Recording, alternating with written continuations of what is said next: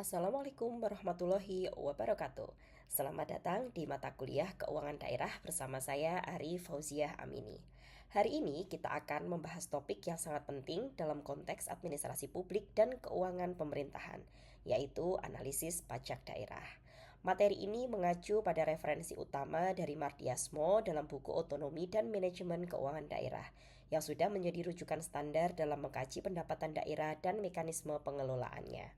Melalui materi ini, kita akan memahami bagaimana pajak daerah menjadi instrumen vital dalam membiayai pembangunan daerah, mendukung keberlanjutan fiskal, dan mewujudkan kemandirian daerah dalam kerangka otonomi. Setelah mengikuti materi ini, diharapkan Anda mampu menjelaskan konsep dasar pajak daerah dan prinsip pemungutannya sesuai ketentuan undang-undang yang berlaku. Selanjutnya, Anda juga diharapkan memahami kedudukan pajak daerah dalam sistem keuangan daerah secara lebih holistik. Tidak hanya itu, Anda akan dibekali kemampuan menganalisis efektivitas, efisiensi, dan kontribusi pajak daerah terhadap pendapatan asli daerah atau PAD. Dan akhirnya Anda dapat mengevaluasi strategi optimalisasi penerimaan pajak daerah dalam konteks praktis. Apakah kemudian penerimaan pajak daerah di setiap daerah telah melalui titik optimal atau belum? Apakah kemudian masih ada potensi-potensi lain yang masih bisa digali yang kemudian bisa menambah penerimaan pajak daerah dari suatu daerah tersebut? Baik, sekarang kita mempelajari terkait dengan konsep dasar pajak daerah. Yang pertama adalah pajak daerah merupakan kontribusi wajib masyarakat kepada pemerintah daerah yang tidak mendapatkan imbalan langsung. Prinsip utamanya adalah non-resiprokal, artinya masyarakat membayar tetapi tidak menerima jasa langsung yang proporsional sebagai timbal balik. Pajak daerah diatur berdasarkan UU Nomor 1 Tahun 2022 tentang Hubungan Keuangan Pusat Daerah atau HKPD, yang mana ini merupakan regulasi terbaru yang menggantikan UU Nomor 28 Tahun 2009. Menurut Mardiasmo sendiri, terdapat 4 prinsip utama pemungutan pajak daerah. Yang pertama keadilan, yang kedua efisiensi, yang ketiga kepastian, dan yang keempat adalah kemudahan. Apa itu kemudian prinsip keadilan? Yaitu pajak harus dipungut secara adil dan proporsional. Pajak kemudian tidak bisa dipungut sama rata, tetapi harus secara proporsional. Siapa yang pendapatannya lebih tinggi, maka pungutan pajaknya juga pasti akan lebih tinggi. Siapa yang memiliki pendapatan yang lebih rendah, maka pemungutan pajak juga akan lebih rendah. Yang kedua adalah prinsip efisiensi, yang mana biaya pemungutan tidak boleh lebih besar daripada hasilnya. Di sini kita ketahui bahwa dalam pemungutan pajak itu harus dilakukan dengan biaya seminimal mungkin untuk hasil yang seoptimal mungkin. Dengan prinsip efisiensi ini bisa dikatakan bahwa pemerintah harus memungut pajak dengan biaya yang seminim-minimnya, tetapi untuk usaha mendapatkan pajak seoptimal-optimalnya. Begitu. Baru yang ketiga adalah prinsip kepastian, yang mana prinsip kepastian ini mencakup aturan yang harus jelas dan tidak ambigu. Dalam peluncuran regulasi pemungutan pajak, maka aturan yang harus kemudian tertulis memiliki narasi yang jelas dan tidak ambigu dan tidak membuat wajib pajak menjadi bingung begitu. Sehingga pemerintah harus membuat regulasi yang benar-benar bisa dibaca dengan baik oleh awam dan bisa dipahami dengan baik juga oleh awam begitu. Lalu yang keempat merupakan prinsip kemudahan, yakni wajib pajak harus mudah dalam membayar, mendaftar dan melaporkan. Seyogianya wajib pajak seharusnya bisa membayar dan melaporkan pajaknya itu dengan cara yang mudah serta transparan. Tidak kemudian berbelit-belit dengan sistem yang susah dan lain sebagainya. Namun pemerintah memiliki kewajiban untuk memberikan fasilitas kemudahan untuk wajib pajak dalam membayarkan pajaknya dan melaporkan pajaknya secara lebih mudah. Gitu kira-kira. Nah, di sini kita membahas terkait dengan jenis pajak daerah. Pajak daerah sendiri dibagi menjadi pajak provinsi dan pajak kabupaten atau kota. Di tingkat provinsi, kita mengenal pajak kendaraan bermotor, bea balik nama kendaraan bermotor atau BPKB, pajak bahan bakar kendaraan bermotor, pajak air permukaan, dan pajak rokok. Sedangkan di tingkat kabupaten atau kota, pajak daerah yang dikelola adalah pajak hotel, pajak restoran, pajak reklame, pajak penerangan jalan, parkir, PBBP 2, BPHTB, dan berbagai jenis pajak lainnya. Di sini terlihat bahwa pajak di tingkat kabupaten atau kota ini lebih beragam dibandingkan pajak di tingkat provinsi. Pembedaan ini penting karena otoritas pemungutan dan kegunaan dana masuk ke kas pemerintah daerah yang berbeda, sehingga ketika sudah dibagi seperti ini, maka eh, aliran dana dari pajak daerah ke daerahnya masing-masing itu tidak akan tercampur dengan perolehan yang harus diterima oleh provinsi. Begitu begitu kira-kira. Secara administratif juga akan lebih memudahkan pemerintahnya masing-masing, begitu, sehingga juga akan tahu potensi-potensi yang dimiliki oleh daerah masing-masing. Manakah daerah yang kemudian potensinya harus digali lebih dalam lagi, mana daerah yang memang potensinya sudah tergali dengan baik dan atau optimal, sehingga penerimaan pajak daerahnya itu benar-benar bisa menyokong keuangan daerahnya masing-masing.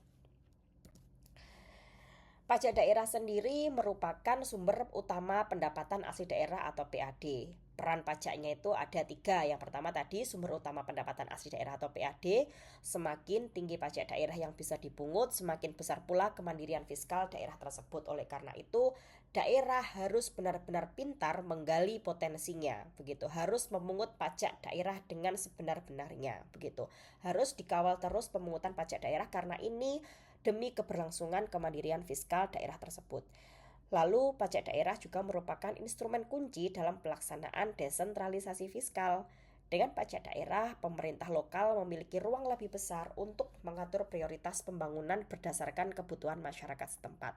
Dengan pendapatan pajak daerah yang tinggi, maka pemerintah lebih leluasa untuk mengatur keuangan di daerahnya sendiri untuk membangun atau membelanjakan pendapatannya, begitu kan, dalam bentuk belanja modal, begitu, sehingga daerah-daerah tersebut bisa mandiri dan berdaya, begitu, melalui pendapatan asli daerahnya masing-masing, begitu. Lalu yang ketiga, pajak daerah juga menjadi indikator kemandirian suatu daerah. Jika suatu daerah memiliki PAD yang kuat, ia menjadi lebih mandiri dan tidak terlalu bergantung pada dana transfer dari pemerintah pusat. Semakin mandiri suatu daerah, maka dana transfer dari pusat juga akan semakin minim, sehingga penerimaan negara pun juga akan semakin lebih optimal. Pusat tidak perlu repot-repot untuk mentransfer dana-dananya kepada daerah, dan daerah sendiri sudah tidak perlu menunggu dana transfer dari pusat karena sudah mandiri secara fiskal. Nah, untuk menganalisis kinerja pajak daerah digunakan beberapa ukuran kuantitatif. Yang pertama adalah efektivitas pajak, yaitu rasio realisasi penerimaan pajak terhadap target yang ditetapkan. Yang kedua adalah efisiensi pajak, yaitu rasio biaya pemungutan terhadap realisasi penerimaan pajak. Lalu yang ketiga adalah kontribusi pajak, yaitu porsi pajak daerah dalam keseluruhan PAD. Apakah kemudian porsi pajak daerah itu sudah lebih banyak dibandingkan pendapatan-pendapatan yang lain yang berkontribusi terhadap PAD. Nah, ini dihitung melalui kontribusi pajak.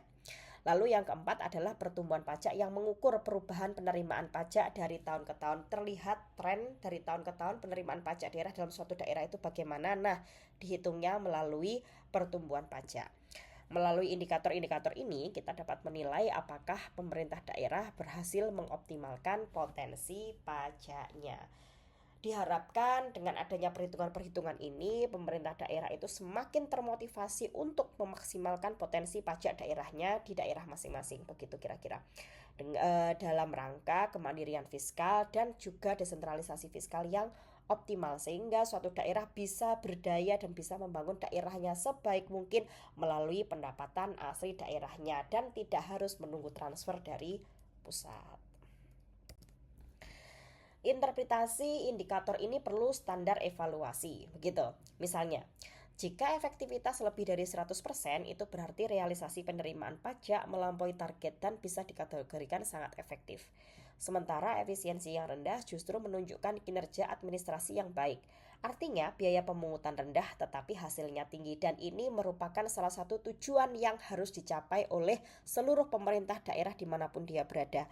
Sebisa mungkin dalam melakukan pemungutan biayanya harus di-save sebanyak-banyaknya. Biayanya itu harus dikeluarkan seminimal mungkin, tapi untuk mencapai optimalisasi penerimaan pajak daerahnya, begitu. Lalu yang berikutnya adalah kontribusi lebih dari 50% menunjukkan bahwa pajak daerah memiliki peran yang sangat besar dalam membiayai kebutuhan daerah. Oleh karena itu, penting sekali bagi pemerintah daerah untuk mengoptimalkan penerimaan pajak daerahnya. Karena apa? Ini merupakan komponen dalam pembiayaan kebutuhan daerah. Lalu berikutnya, beberapa permasalahan pengelolaan pajak daerah muncul, gitu kan? Terutama permasalahan struktural dalam pengelolaan pajak daerah. Yang pertama adalah basis pajak seringkali sempit. Misalnya jumlah wajib pajak yang terdaftar jauh lebih rendah daripada potensi real. Nah, ini kemudian menjadi tanggung jawab bersama, begitu kan? Tidak hanya pemerintah tapi juga masyarakat. Masyarakat harus jujur, begitu, bahwa memang kalau semisal mereka ini merupakan wajib pajak, ya harus mendaftarkan diri dan harus membayarkan serta melaporkan pajaknya. Karena apa? Ini demi mendapatkan optimalisasi pajak daerah, begitu, sehingga potensi ini bisa tercapai dengan optimal dan maksimal, begitu. Lalu yang kedua, kepatuhan wajib pajak rendah. Banyak masyarakat yang belum memiliki budaya taat pajak atau bahkan belum memahami kewajiban perpajakan daerah, maka perlu dilakukan sosialisasi secara menyeluruh dan konsisten kepada masyarakat untuk tetap membayar pajaknya, melakukan kewajibannya dalam membayar pajak. Demi apa? Demi pembangunan daerahnya masing-masing. Semakin tinggi pajak daerah, semakin tinggi PAD, maka semakin mandiri pula daerah tersebut dan produktivitasnya juga akan semakin tinggi. Lalu yang ketiga, administrasi dan sumber daya manusia di instansi pajak daerah masih belum optimal. Ini dikarenakan kemungkinan besar karena sumber daya manusianya yang memang kurang, atau memang sumber daya manusianya kurang terlatih. Oleh karena itu, secara reguler, secara rutin, pemerintah itu harus memberikan pelatihan-pelatihan kepada pegawai-pegawainya agar apa? Agar skill daripada pegawai-pegawai tersebut tetap terupdate, begitu, sehingga akhirnya secara administratif kinerja mereka itu juga akan bagus dalam melakukan pemungutan pajak, begitu. Lalu yang keempat, koordinasi antara pusat dan daerah lemah, termasuk sistem pelaporan data. Nah, ini perlu dilakukan reformasi sistem yang mana data dari daerah itu harus terintegrasi dengan data pusat, sehingga tidak terjadi missing data ketika pelaporan. Agar apa? Agar benar-benar transparan dan akuntabel. Laporan perpajakan dari tiap daerah itu harus benar-benar sesuai dengan kondisi realnya, begitu.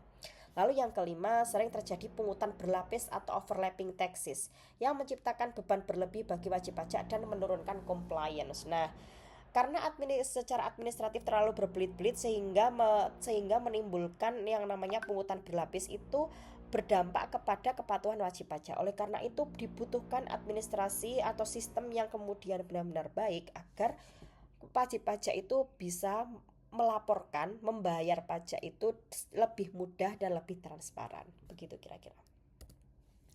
Nah, lalu bagaimana upaya untuk mengoptimalisasi pajak daerah? Nah, untuk mengatasi permasalahan ini diperlukan beberapa upaya strategis.